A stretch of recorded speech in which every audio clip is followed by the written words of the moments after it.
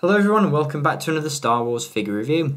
Today we're going to take a look at some figures from the Armour Up series of Star Wars The Force Awakens figures, and in today's review we are going to take a look at the Resistance pilot Poe Dameron.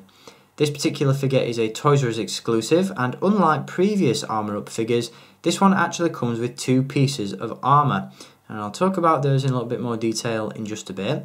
As you can see, the figure is wearing one of them at the moment, and it's sort of an Endor themed piece of armour, but as I mentioned, I'll touch base on these in just a bit. Before we get on to the figure itself, as always, I'm going to give you a look at the packaging that he comes in.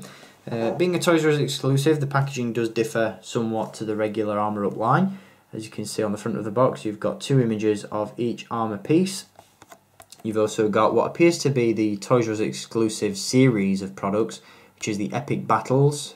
You may remember the 12-inch Captain Phasma features this logo, as well as some of the other Toys R Us exclusive figures as well.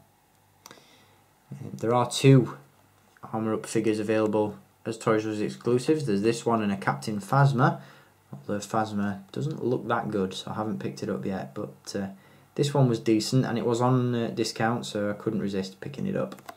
As you can see, artwork down the side there of Poe Dameron himself, and on the back you've got that artwork once again, as well as a couple of images of the figures. As you can see, one Armour Up piece depicts him in a forest mission getup, and then on the other you have a sort of a cold weather gear, almost Hoth-like Armour Up piece.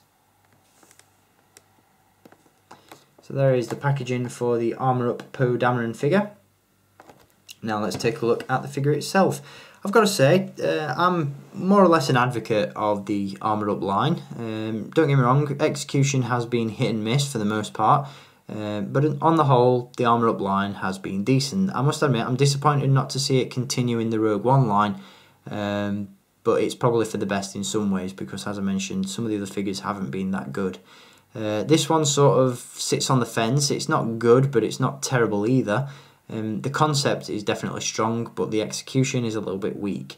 As you can see, this particular Armour Up piece, which depicts a sort of Endor or forest mission theme, looks decent, but it also looks a little bit awkward at the same time. From the front, it doesn't look too bad, but from the back, it just looks really bulky, really awkward, and if this was real, it'd just be so uncomfortable to wear, I think. I don't know.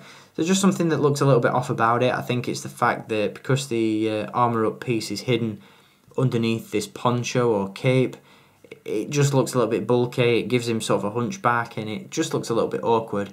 But again, from the front, it looks decent, it looks interesting, and you can definitely see what Hasbro have tried to accomplish here. The Armour Up piece itself is nicely designed.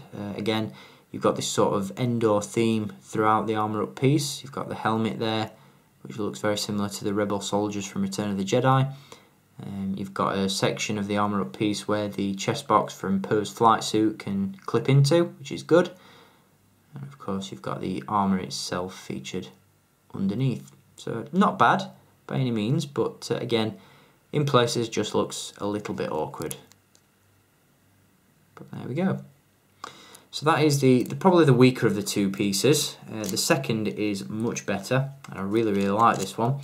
This is again a sort of cold weather or Hoth gear piece. As you can see, looks really cool. Once again, you've got the sort of head wraps there and the goggles, which are very reminiscent of the Hoth Rebel troopers from The Empire Strikes Back. You've got a backpack on this one with the antenna up the side, and again some cold weather gear going on at the front. Once again, you do have a piece there where the chest box from Poe's flight suit can be attached, which is really good. It accommodates that really well. And just execution wise, this looks much better. Really prefer the appearance of this figure to the forest themed Armour Up piece, but you know, both pieces are good. It's just this one is the stronger of the two. In terms of articulation, this particular Poe Dameron figure is exactly the same as all the other ones that have been released in the 3 3/4 inch line so far. For the most part, he's actually a recycled figure.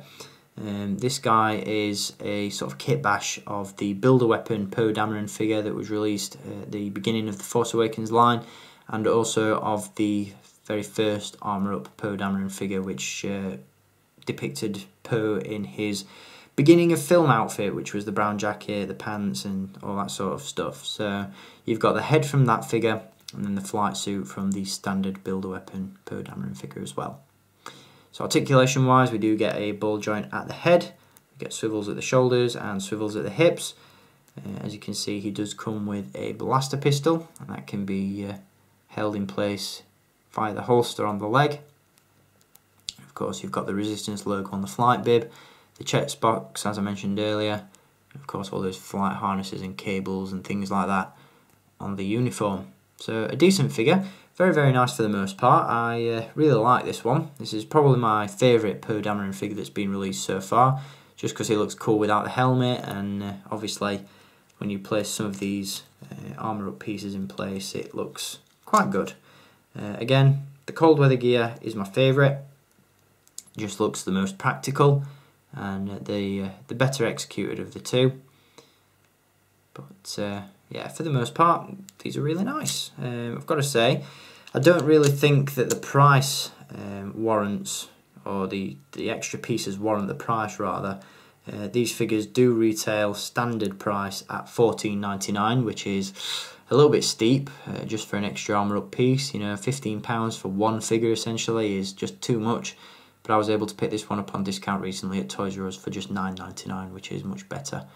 And yeah, I'm happy with the purchase. So if you want to pick this one up, you can do so via your local Toys R Us store, or you can purchase it online.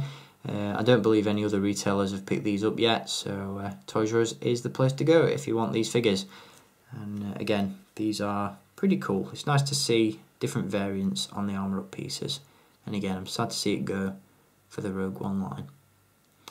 I'll be back to give you a look in my next review at another armour up figure, which isn't quite as nice as this one, but we'll get to that later. In the meantime, thank you for watching, and until next time, keep collecting, and may the Force be with you.